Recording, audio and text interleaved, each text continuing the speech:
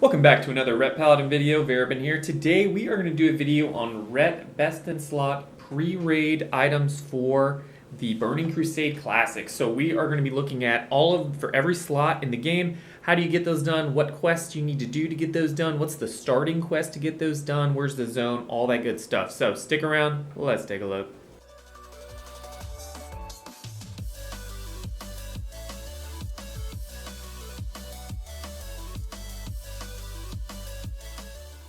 All right, so without further ado, we're going to look at a spreadsheet that was put together. I'm going to put a link in the description to the TBC Paladin Discord that has a ton of really great resources. One of the resources is the baseline for this spreadsheet. I copied this locally and then edited and added some things to it. So the one that you see there isn't going to be exactly the same thing, but if you're in that chat and you hit exclamation point sheet, you can get a copy of this. And this is really, really cool. It's got a list of all the different gears and stat weights and all that cool stuff in there. So I'll also put a link in the description to the one that I'm using, so you can look at a view-only copy of this specific spreadsheet, so you don't have to actually try to remember what this information is. You can copy this locally and then you can refer to it later. So let's get right into it. So on this spreadsheet, I've listed all of those items that you're going to get from quests. So I'm not going to go through all of these one by one, but you can see there's a list here of all of the items that we're going to get from quests, and then that actually refers over here to this item set builder, and so that's where all these item names are coming from. And then you can see the stats that each item has right here, and then you can see down here we're trying to figure out, okay, like, are we hit capped and stuff like that. So this is a really, really cool spreadsheet. I'm really only using about 10% of this spreadsheet, right? So there's tons of other cool stuff in this spreadsheet. But for now, what I'm using is basically to make sure that I'm at the hit cap. And for that hit cap, we are looking at 95 hit. And that is the cap for getting 9% hit from both your both the precision talent and the prot tree, and then also from your gear. So you can see I'm getting 83 hit from that, and then I'm getting about 12 from my gem slots and stuff. So if you don't have these exact items with these exact gems and stuff, then you're not going to have exactly what we're looking for. But basically, this is where the items, there are two of them that are crafted, and the one that I'm suggesting that you use the weapon is Thunder. You can also use the Lionheart weapon as well, the sword versus the mace. I think it's kind of debatable which one you want to use. I have interest in doing PvP, so I'm going to use Thunder because the stun chance I think is pretty good, and then it also is a little bit slower, so it's going to make seal twisting a little bit easier as well.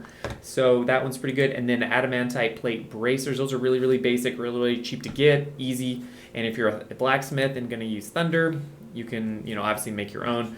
The other thing is that there are a couple other items that you can get as well. If you have a ton of money saved up, you can look for a Hammer of Destiny. My guess is that's going to be 1,000 gold. It's going to be really, really expensive. Not sure it's going to be worth it. There's also one here that's called the Burning Crusader, which is a really, really good axe that is extremely well itemized. It's got hit and expertise and strength and all that good stuff. Exceptionally good starting weapon as well. I'll probably actually get the Burning Crusader first, and then while I'm getting the items to craft Thunder, because this one is going to be so much easier to get, you're probably going to go through these quests anyway. So, all right, so for all of these quests that you're going to have to do, what I'm going to do for you is I'm going to put a screenshot of where the quest starts. So I'm just going to have these like rolling in the background right now, where you can see, okay, so for the helmet, the start of the quest is here. For the neck, the start of the quest is here, etc., etc. So we're going to go through all of those in here. Most of them are going to be from quests that you're probably going to do anyway. Like I think 2 of them are from, the Area 52 quests in Netherstorm. So a lot of those are just to make sure that you know that, hey, at the end of this quest line, there is a really good item that you want to do.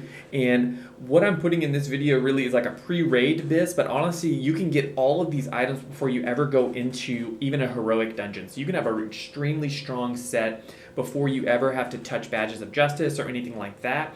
And actually, you'll be able to start a Karazhan and stuff like that before you ever get into this. One that I wanted to point out, though, was the...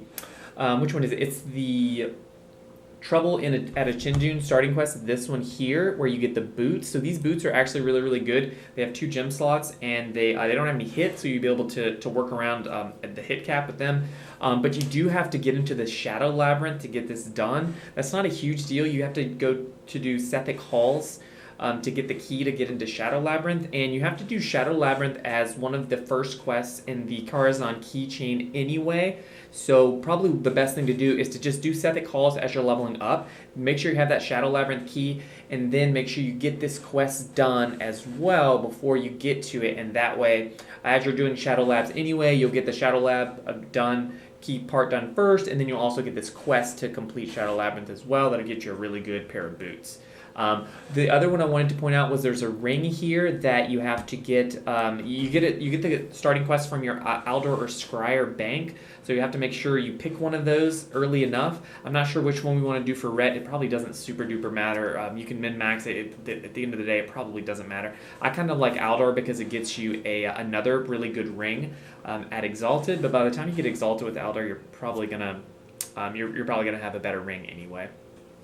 Alright, so hopefully this video is going to be a good resource for you guys to refer back to. As with how quickly the PTR is progressing on TBC, I expect it's not going to be more than a few months before we see the pre-patch, and then we'll start leveling up in Outlands and all that good stuff. So it's really important that as you're leveling up, you identify, hey, these are these quest items that I really need to be getting done. I need to make sure that I get this quest done before I go to Shadow Moon Valley and all that good stuff. So make sure that you're checking those out. Let me know in the comments below if there are any items that you think I missed that are actually better than these ones in here. Check out the spreadsheet and see. You can see there's a list of all of them as far as stat weighting and kind of giving you an idea about, hey, here's how strong this one is relative to this other one. So I tried to pick those items that I felt like were easy enough to get, that were just on quests that you could get done as you're leveling up, and that way as soon as you hit 70, you're not stuck with this crappy set of gear that, oh crap, now I can't, I have to go then farm other quests and stuff like that.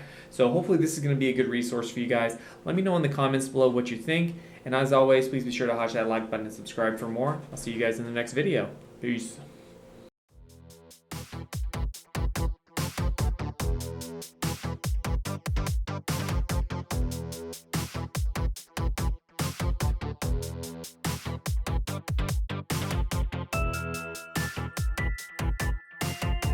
Yeah.